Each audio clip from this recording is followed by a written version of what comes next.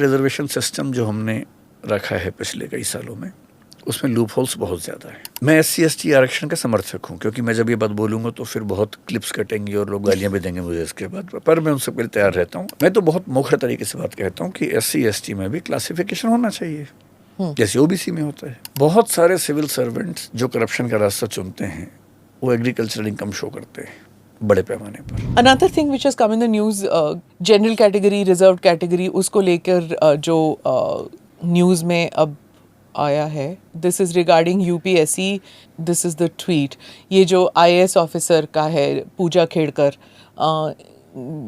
getting into a reserved category when she is part of the having a non-creamy layer certificate, possesses property.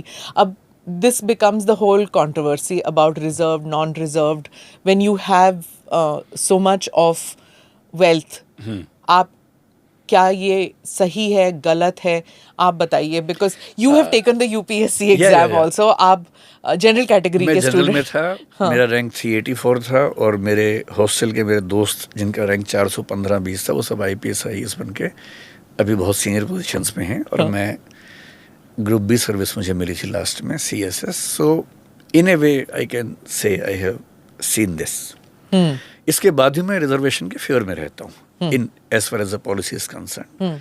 Implementation की दिक्कतें बहुत सारी हैं, जैसे कि ये मैं बहुत ध्यान से पढ़ नहीं पा रहा हूँ, लेकिन मैं समझ पा रहा हूँ आप क्या कहना चाह रही हैं।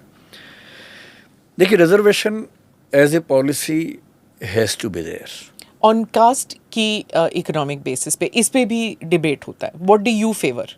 इस पे हम लोग कई घंटे बात कर सकते हैं क्योंकि बहुत लंबा टॉपिक है जी। और मुझे नहीं पता कि कितनी मर्यादाएं हैं, हमें कहाँ तक बात करनी है इस टॉपिक पे।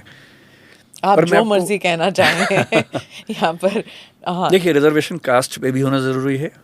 इकोनॉमिक क्राइटेरिया कुछ एक्सटेंट तक उसमें हो तो अच्छा है, लेकिन ये बात सही है कि रिजर्वेशन सिस्टम जो हमने रखा है पिछले कई सालों में, उसमें लूप होल्स बहुत ज़्यादा है। जैसे कि ये मामला आप बता रही हैं, मैं आपको कुछ एग्जांपल देके समझाता हूँ। इस पे अप्लाई होगा या नहीं मुझे नहीं पता, पर आप समझ पाएंगे कि क्या मसले हैं। और मैं UPSC को ध्यान रख के बात करता हूँ जी।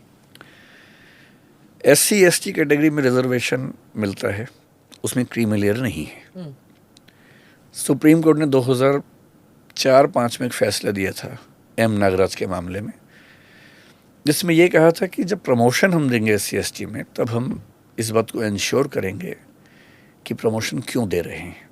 सो in a way they introduce the concept of creamy layer in promotions in SC/ST। Otherwise वहाँ अभी क्रीमी लेयर नहीं है। इसका मतलब क्या है? मैं SC/ST आरक्षण का समर्थक हूँ, क्योंकि मैं जब ये बात बोलूँगा तो फिर बहुत क्लिप्स कटेंगी और लोग गालियाँ भी देंगे मुझे इसके बाद, पर मैं उन सब के लिए तैयार रहता हूँ। अब मैं इतना अभ्यस्त हो चुका हूँ कि मुझे फर्क पड़ना बंद हो गया उसका। The truth has to be there. Absolutely. मैं एक ऐसी फैमिली को जानता हूँ पर्सनली जी, जिसमें फादर IAS थे, मदर भी एक बहुत बड़ी पोजीशन पर थी, 3 बच्चे, तीनों सिविल सर्वेंट्स हैं, या IAS हैं या IPS हैं। उनके स्पाउसेस भी IAS IPS हैं। हाँ, कन्वीनियंट। अब मैं ये नहीं समझ पा रहा कि इस फैमिली को, अगली जनरेशन को SC/ST का रिजर्वेशन क्यों मिलना चाहिए। मैं नहीं समझ सकता। इनको मैं हमेशा कहती थी ये जेनेटिक सिविल सर्वेंट्स होते हैं। हो सकता है, मतलब यहाँ तक कि जो हमारे कुछ दोस्त SC/ST रिजर्वेशन के बहुत समर्थक हैं भी, बहुत पॉपुलर लोग हैं, अच्छे चिंतक हैं, जब बंद कमरे में मेरी उनसे बात होती है और मैं उनसे पूछता हूँ कि यार मुझे आर्गूमेंट दो, अगर आपके आर्गूमेंट में दम है तो मैं मान लूँगा, मुझे कोई दिक्कत नहीं है। क्योंकि पब्लिक डोमेन में आर्गूमेंट ये चलता है कि कई हज़ार साल का पिछड़ापन है, कई पीढ़ियाँ लगेंगी बराबर करने में। तो मैंने उनसे पूछा, मैंने कहा देश में 8% करीब STs हैं, 16% SCs हैं।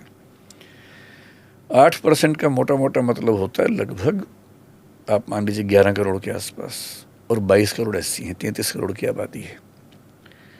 सरकारी नौकरियां साल भर में कितनी निकलती होंगी? मेरे ख्याल से सब भी, मतलब पूरे देश की सारी नौकरी मिलाएंगे तो भी शायद 2 करोड़ के आसपास होंगी, सब नौकरियां मिला के भी। इनमें से SC/ST की जो भागीदारी है, अगर हम 24% मान लें दोनों मिला के, वैसे तो 22.5% अभी है, तो भी ये 40-45 लाख होगी मैक्सिमम।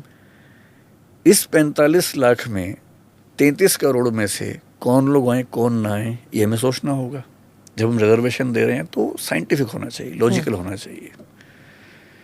एक फैमिली जिसमें आईएएस कुछ लोग बन चुके हैं, अगली पीढ़ी में बन चुके हैं, उसकी अगली पीढ़ी को भी आईएएस का आरक्षण मिले।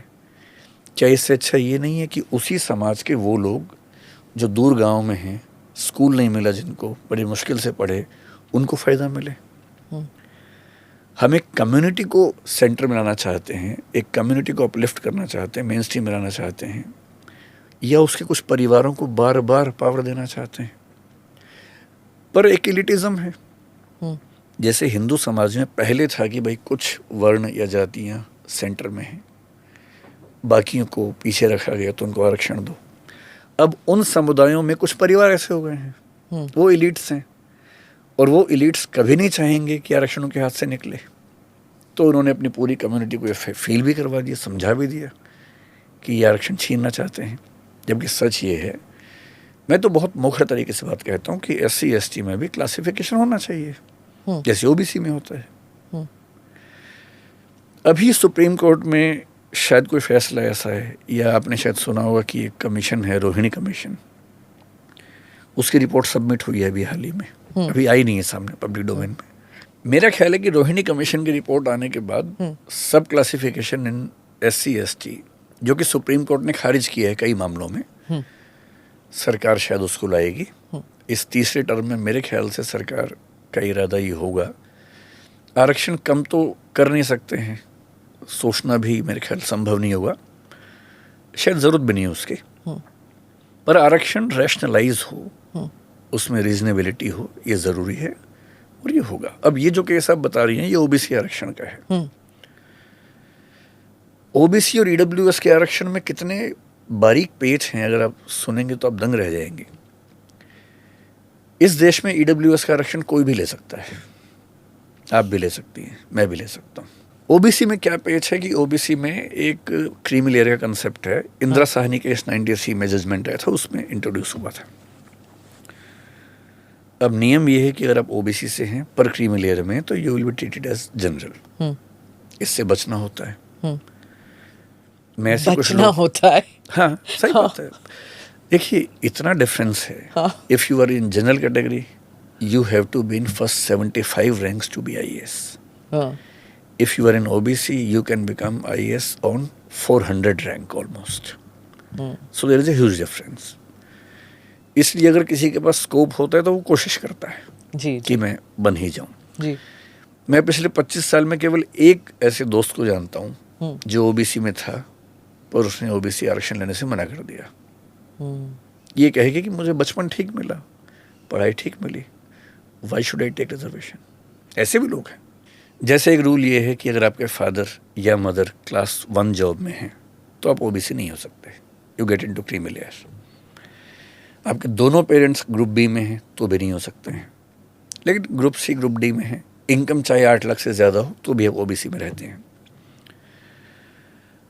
अब सरकारी नौकरी वालों ने मेरे ख्याल से एक खेल खेला होगा कि भाई उनकी इनकम ज़्यादा है, उनके बच्चे OBC में क्यों ना आए।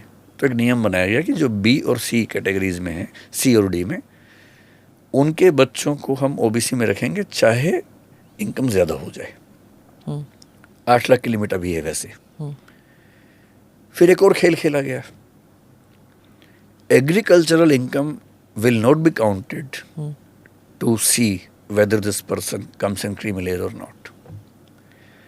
बहुत सारे सिविल सर्वेंट्स जो करप्शन का रास्ता चुनते हैं वो एग्रीकल्चरल इनकम शो करते हैं बड़े पैमाने पर। बिल्कुल। अब देखिए पेज क्या है, OBC में जो कैंडिडेट है उसकी अपनी इनकम काउंट नहीं होती है, केवल पेरेंट्स इनकम काउंट होती है। EWS में सबकी इनकम काउंट होती है 39 में। एक एग्जांपल लेते हैं, मान लीजिए कि मेरे फादर IAS ऑफिसर हैं और रिटायर होने वाले 2 साल बाद। मैं OBC में आता हूँ लेकिन मुझे मिलेगा नहीं आरक्षण क्योंकि मेरे फादर क्लास 1 जॉब में है। उन्होंने खूब पैसा कमा लिया है, इतना पैसा उनके पास है कि मैं उस इनकम से अपना काम चला सकता हूँ ज़िंदगी भर। बहुत सारी बिल्डिंग्स खरीद ली हैं, उनका रेंट आता है कई लाख रुपए, मान लीजिए महीने का 50 लाख रेंट आता है, एग्रीकल्चर से नहीं, बिल्डिंग से। अब मुझे आईएएस बनना है और मुझे ओबीसी का आरक्षण चाहिए। जब आप रेंट मैं- कहते हैं उसका मतलब है कि वो दिख रहा है, मतलब उस पे आप टैक्स भी दे रहे हैं, वो हाँ, हाँ, सब एकदम विजिबल है, उतना ही मैं कह रहा उसको हूँ। आप फ्रॉड नहीं कर सकते। नहीं, जो आईटीआर में है मैं उसी की बात कर रहा ITR, हूँ। हाँ, ओके, है ना? हाँ। होगा तो 10 टाइम ज्यादा। हाँ। जो आईटीआर में मैं उसकी बात उसमें कर भी रहा हूँ। आप नहीं हाँ, कर सकते नहीं कर कुछ। सकते, मैं उसी की बात कर हाँ। रहा हूँ, है ना? अब मान लीजिए मुझे आईएएस बनना है, हाँ। और मैं अपने फादर से कहूँ कि पापा आईएएस बनना है, जनरल से नहीं बन पाऊंगा, ओबीसी से बनना है, तो आप सपोर्ट करो। बोलेंगे कैसे? मैं कहूँगा रिजाइन कर दो आप। रिजाइन कर दिया उन्होंने। 2 साल की सर्विस बची हुई थी, पैसा अकूत कमा चुके हैं, अब 2 साल की सर्विस है, रिजाइन कर दिया। जैसे रिजाइन किया, अब मुझ पर ये सीमा लागू नहीं होती कि मेरे फादर ग्रुप 1 जॉब में हैं। लेकिन अब क्या लागू होता है ITR। कि मेरे फादर के पास पैसे बहुत ज़्यादा हाँ। हैं, क्योंकि वो नौकरी में नहीं है। अगर उनके पास 8 लाख से ऊपर की इनकम है तो मैं ओबीसी में नहीं आ सकता। तो वो क्या कर सकते हैं, मेरे फादर और मेरी मदर अपनी सारी प्रॉपर्टीज मेरे नाम कर देंगे, गिफ्ट डीड कर देंगे। अब उन दोनों की इनकम रह गई 6 लाख रुपए साल की, मेरी होगी 60 लाख महीने की।